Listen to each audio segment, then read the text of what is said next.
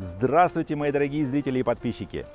Большая благодарность за то, что вы смотрите мой канал.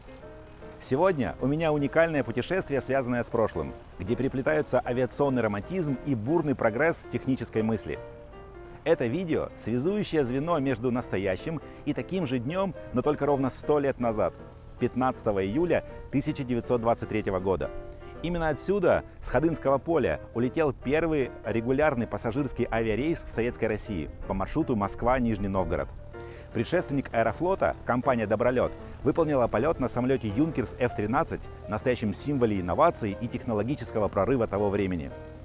Сегодня, спустя 100 лет, у меня будет полет на рейсе Аэрофлота по этому же маршруту практически в то же самое время. Мне невероятно интересно попытаться воссоздать в воображении, как мог выглядеть тот исторический полет глазами пассажира. К сожалению, в России мне не удалось отыскать Юнкерс F-13 в музеях, поэтому я попросил своего друга, любителя авиации Алексея, который сейчас живет в Германии, посмотреть, не найдется ли на родине Юнкерса возможности найти этот самолет. Алексей, привет! Олег, я рад приветствовать тебя и всех зрителей твоего замечательного канала. Мы находимся с вами в самом центре Мюнхена, на берегу реки Изар, где расположен крупнейший в мире музей техники и естествознания. Сам по себе музей насчитывает более 28 тысяч экспонатов. Но нас с вами сегодня интересует только один – Юнкерс F-13. Количество оригинальных самолетов, сохранившихся до наших дней, буквально можно пересчитать по пальцам, но здесь, за моей спиной, как раз находится один из них. И сегодня мы постараемся рассмотреть его в деталях, понять, что же чувствовали те люди, которые совершили первый коммерческий рейс Аэрофлота или Добролета, как тогда называлась авиакомпания, из Москвы в Нижний Новгород. Ну что, погнали? Итак, друзья, вот он, легендарный Юнкерс F-13. Первый в мире цельнометаллический пассажирский самолет. В начале 20-х годов Советский Союз начал довольно активно закупать эти самолеты, и Юнкерс F-13 стал одним из наиболее распространенных моделей в парке авиакомпании Добролет. Корпус самолета изготовлен из дюралюминия, легкого и прочного сплава алюминия с медью. Этот материал давал самолету превосходную прочность и устойчивость к различным погодным условиям. И именно благодаря такому материалу F-13 получился закрытым. Его пассажирский салон был полностью обтекаемым и защищенным от воздействия ветра и осадков. Это давало пассажирам больший комфорт по сравнению с открытыми кабинами, которые были обычным делом для того времени. Внутри самолета можно увидеть тесно укомплектованный, но вполне комфортабельный пассажирский салон. Размещение 4 пассажиров было великим достижением того времени, ведь большинство самолетов в 20-х годах были рассчитаны лишь на пару человек. Пассажирские сиденья оснащались наклоняющимися спинками, что позволяло пассажирам сделать путешествие более комфортным. И несмотря на то, что эта функция сегодня является стандартной для всех авиакомпаний, и этим вряд ли кого-то можно удивить, в то время это было настоящим инновационным решением. Еще одной интересной особенностью салона Юнкерс были его огромные окна, которые позволяли пассажирам наслаждаться воздушными пейзажами во время полета. Такое впечатляющее обзорное остекление было редкостью для самолетов того времени. И хотя сегодня салон Юнкерс F-13 может показаться нам довольно скромным, в 20-х годах он представлял собой вершину авиационного комфорта и роскоши. Из любопытных фактов о пилотах. Управление этим самолетом требовало от них непрерывного контроля. Автопилотов, к сожалению, в то время еще не было. Скорость взлета этого самолета составляла около 100 км в час, а крейсерская скорость около 170. На полном баке Юнкерс F-13 мог преодолевать до 500 км, поэтому полет до Нижнего Новгорода включал промежуточную посадку для дозаправки. Звукоизоляция кабины была далека от совершенства, и шум от двигателя был достаточно сильным. Но пассажиры могли общаться, если говорить достаточно громко. Компания Юнкерс, создавшая этот самолет, внесла весомый вклад в развитие авиапромышленности. Ее тесное сотрудничество с Советским Союзом в 20-х годах привело к созданию ряда уникальных воздушных судов. Осматривая сегодня Юнкерс F-13, мы можем лишь представить эмоции тех людей, кто в свое время летал на нем. Но в чем мы можем быть точно уверены, так это то, что именно этот самолет заложил основу для всей современной пассажирской авиации. Прогресс не стоит на месте. И вот спустя уже 100 лет после первого коммерческого рейса Добролета вы можете продолжать получать удовольствие от полетов авиакомпании Аэрофлот, но уже на суперсовременных лайнерах, таких как Airbus 350, макет которого вы видите у меня за спиной. Олег? Вау! Сейчас почти 7 утра, до вылета столетнего рейса из Шереметьево осталось всего 3 часа. Вперед в аэропорт! Сегодня на территории бывшего аэродрома на Ходынском поле уже не найти взлетную полосу или стоянки для самолетов. Построен большой парк и много жилых комплексов. Об авиационном прошлом этого места напоминает только торговый центр и названия улиц вокруг в честь известных летчиков и конструкторов. Не смог найти, какая погода была 100 лет назад, но в этот раз ровно посередине лета в Москве было очень холодно и дождливо. 15 июля в этом году выпал на субботу, а 100 лет назад полет был в воскресенье. На Ленинградском шоссе выбирал, поехать по платной трассе или по классической бесплатной дороге. Выбрал бесплатный вариант. Когда уже подъехал к последней развязке, в 7:30 утра встал в коричневую пробку, а свернуть на платную дорогу уже не было возможности. Надеюсь, не опоздаю. На Ленинградском шоссе пробка была из-за дорожных работ. Около 8 утра уже подъехал к северным терминалам аэропорта Шереметьево. Проехал терминалы и припарковался на одной из новых стоянок около самолета Ил-62. Отметил, что цены на парковку внезапно выросли. На привокзальной площади в субботу с утра было много пассажиров и такси. Вход в терминал расположен неудобно посередине площади, и для входа нужно пройти контроль безопасности. Зона вылета в Шереметьево находится на 2-м этаже. Направился к центральному табло посмотреть, есть ли отдельная стойка для этого необычного рейса. Да, рейс в Нижний регистрируется на стойках 349-353. Здесь же есть надпись «Добролет». В этот день она особо актуальна же. В поисках стоек заметил необычные терминалы, которые еще не работают. Наверное, будут новые информационные системы для пассажиров. В зонах регистрации и сдачи багажа было много пассажиров. Очереди выходили далеко за ограждение разделителей. Нужные мне стойки, оказалось, находились в зоне регистрации пассажиров бизнес-класса и Sky Priority. Для ретро-рейса даже сделали специальные экраны. В соседней зоне шла обычная регистрация. На стойке мне выдали посадочный и багажную бирку в формате прошлого времени. К этому моменту на стойке подошли девушки с табличками, которые в зале информировали пассажиров про необычную дату и рейс. Состоялся первый рейс добролета из Москвы в Нижний Новгород на самолете Юнкерс F-13. Какой пассажир. Жалко, что не в Нижний Новгород. Следующий шаг ничем не отличался от обычного. Тщательная проверка безопасности для входа в чистую зону, где просили включить все электронные устройства. До начала посадки оставалось еще полчаса. Свернул в бизнес-зал Рублев. На перроне увидел огромный белый 777 авиакомпании Nordwind, который прилетел аж с Кубы. Время полета составило у него 12 часов и 41 минуту. В бизнес-зале утренний аншлаг. Практически все места были заняты, а на буфетной линии подавали завтрак. Понравились горячие бутерброды с помидорами и сыром. Кажется просто, но очень вкусно. Если первый этаж был полон, то второй был свободен. В больших окнах с видом на перрон готовили к вылету А321, который будет выполнять ретро-рейс. Выход на посадку номер 105. Он самый первый при входе в эту зону. Честь выполнить почетный рейс выпала Airbus, который был выпущен в августе 2015 года для авиакомпании Трансаэро и даже успел полетать в ее цветах. Сейчас носит в Аэрофлоте имя театрального режиссера Немировича Данченко. До начала посадки оставались считанные минуты. На другой стороне терминала заметил А320 в специальной раскраске «Добролет». Он полетел в Калининград.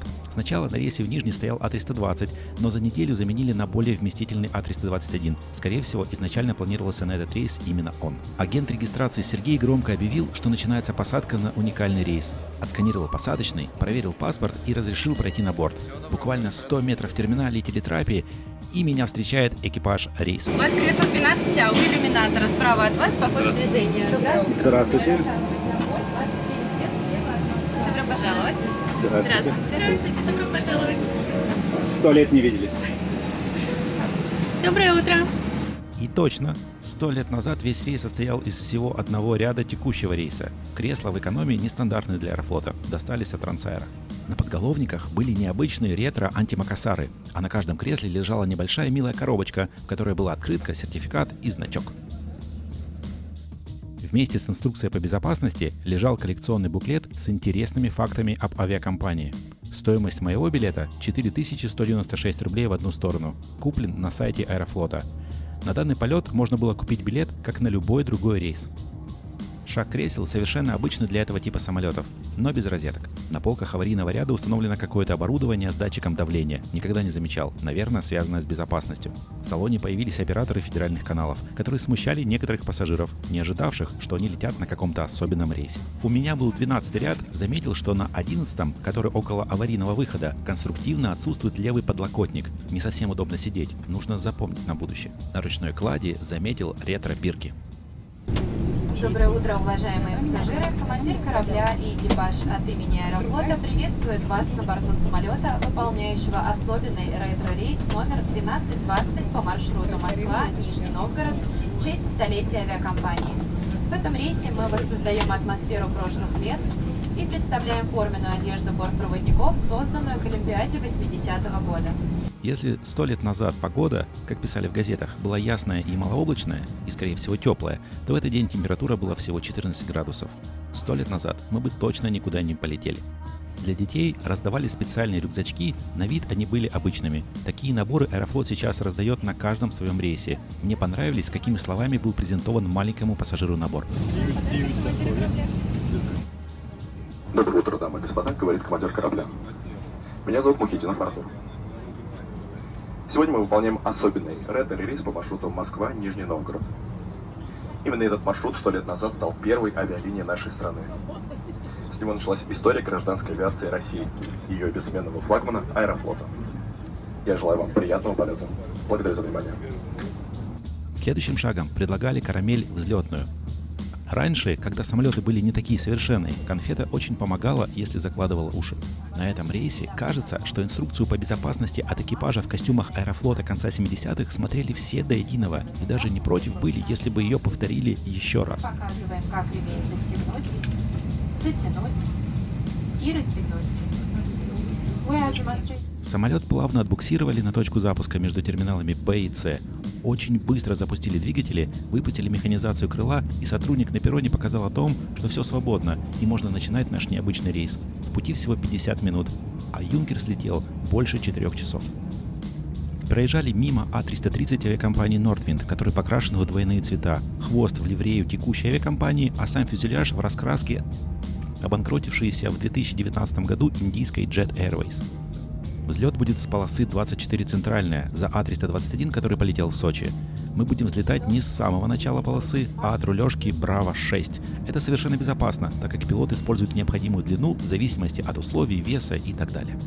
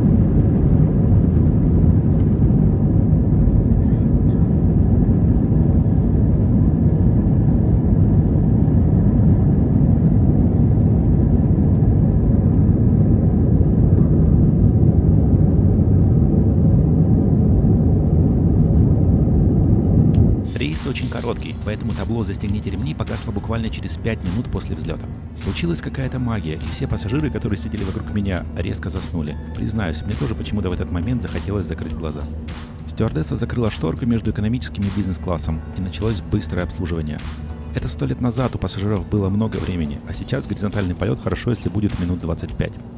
На сегодня рейс в Нижний Новгород самый короткий у Аэрофлота из Шереметьево. Приложение Flight Radar показывает, что в среднем от взлета до посадки получается 48 минут. Нашел, что 29 сентября прошлого года пилот на Boeing 737 долетел за 41 минуту. Для пассажиров экономического класса предлагают только воду, но в честь события всех угостили и стаканчиком вологодского пломбира. Оно оказалось очень вкусным и кстати. Сразу после обслуживания стюардесса громко предлагала посмотреть товары магазина на борту, хотя я не уверен, что у кого-то было бы время купить. Начали собирать пустые стаканы и мусор. Было видно, что спешили. Самолет уже начал по ощущениям снижаться, но табло «Застегнуть ремни» еще не включилось. На задней кухне команда упаковывала использованную посуду в мешки.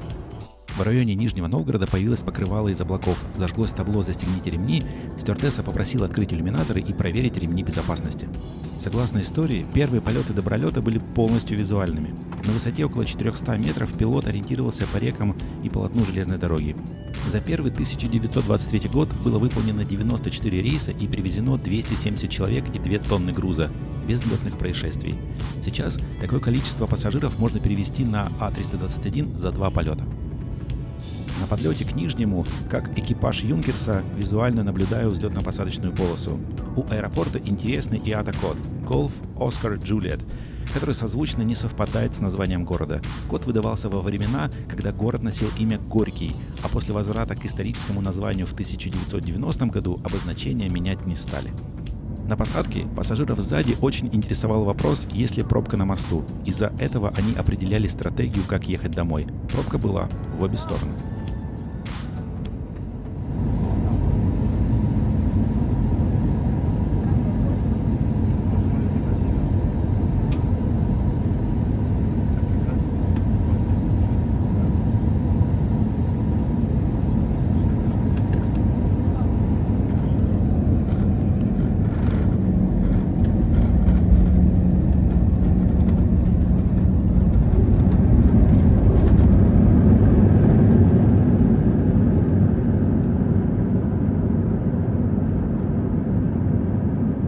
Самолет резко развернулся прямо на полосе в том месте, где он остановился. Обычно такое происходит в специальных зонах. В иллюминаторе увидел два грузовых Ил-76, которые летают в интересах Министерства внутренних дел. А вот и терминал аэропорта Стригино, который носит имя летчика-испытателя Валерия Чкалова. На стоянке стоит 32-летний Boeing 767 Azur Air, готовившийся к вылету в Анталию. На повороте увидел стоящие пожарные машины. Сначала не понял зачем, а потом вдруг, как понял... На стоянке около терминала запаркованы самолеты пилотажной группы «Русь» и бизнес-джет «Бомбардье». И вот, моя первая в жизни водяная арка, или как еще называют водный салют. Это прекрасная и красивая традиция таким образом встречать новые рейсы, новые самолеты или праздновать какое-то знаковое событие. Традиция пришла в авиацию из флота, когда было принято салютовать кораблям, победивших в сражении, или кораблям союзных стран. Все пассажиры были впечатлены этим событием. Хоть в терминале есть телетрапы, но рейс будут встречать через обычный трап. Самолет сначала окружили конусами, которые показывают точки запретных для движения зон, а после этого подогнали трап и появились журналисты. Первыми на трап вышли пассажиры бизнес-класса. Их сразу же окружило еще больше встречающих журналистов и фотографов. К трапу подошли стюардессы в яркой форменной одежде авиакомпании. Даже были знаменитости, с ними фотографировались. На улице брали интервью и встречали первых сошедших пассажиров. В экономе минут 10 ждали приглашения на выход. Ожидание было не напряженно. На выходе, кроме бортпроводников, всех благодарил за полет и командир. Решил спросить, на какой мы летели высоте. 10 тысяч. Спасибо. Да, все доброго. До свидания. Еще всем раздали памятную шоколадку. В иностранных авиакомпаниях очень часто командир или второй пилот прощается с пассажирами во время выхода. В России это все-таки редкое исключение. Когда спускался по трапу, уже не было такого ажиотажа с журналистами и фотографами. Зато всех приветствовали стюардессы с формой из разных эпох, которые с радостью сфотографировались с каждым пассажиром. Было очень мило и интересно, хотя половина автобуса смотрела на это сквозь зубы и молча говорила: «Давайте уже поедем».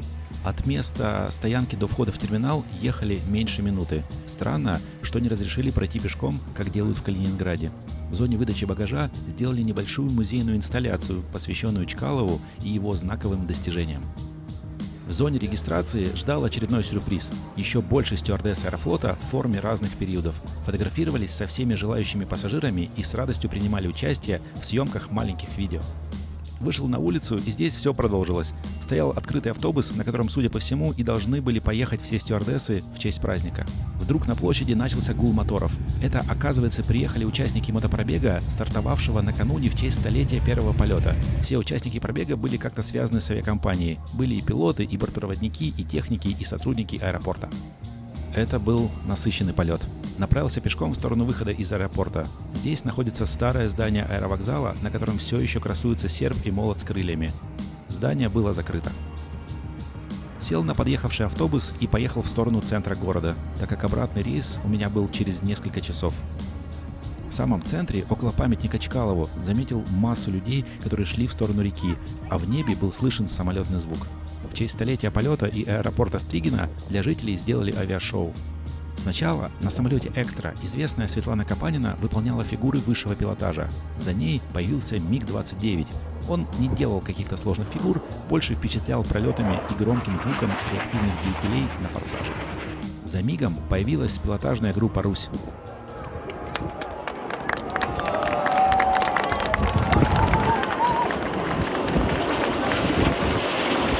После эффектного триколора группа на альбатросах начала крутить фигуры и делать небольшое шоу. Все зрители смотрели с большим интересом, и кто-то сказал, что мало, хотелось больше. В завершении фигуры пилотажа, который смог, показал даже Ан-2, хотя его высший пилотаж заключался в плавных поворотах. В отличие от Москвы, в Нижнем была прекрасная погода. Весь центр города был заполнен людьми. Некоторые улицы были перекрыты для пешеходов. Во всех кафе и ресторанах подавали волжского судака. Нижний – прекрасное место для небольшого путешествия. Нужно будет обязательно приехать еще. Дорогие зрители, большое спасибо за то, что посмотрели это видео.